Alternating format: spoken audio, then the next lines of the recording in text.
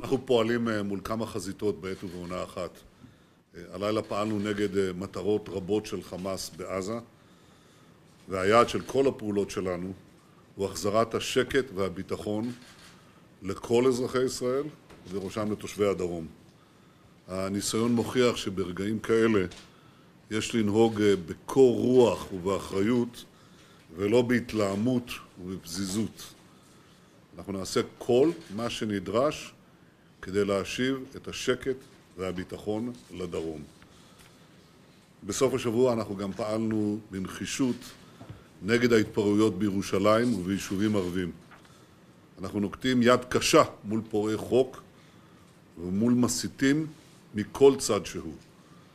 אין מקום במדינת ישראל ליידוי אבנים על שוטרים, אין מקום לזריקת בקבוקי תבערה, אין מקום לחסימת צירים או השמדת רכוש, אין מקום להסתות נגד עצם קיומה של מדינת ישראל.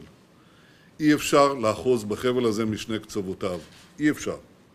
אי אפשר ליהנות מתשלומי ביטוח לאומי וקצבאות ילדים מצד אחד, ומצד שני להפר את החוקים הבסיסיים ביותר של מדינת ישראל.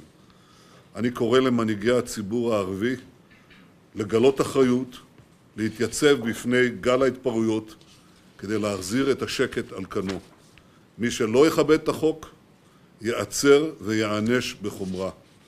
ואני מבקש בהזדמנות הזאת בשם ממשלת ישראל לשלוח את הערכתי הרבה לשוטרים ולחיילים שעוסקים ללא לאות בהבטחת ביטחונם של כל אזרחי ישראל.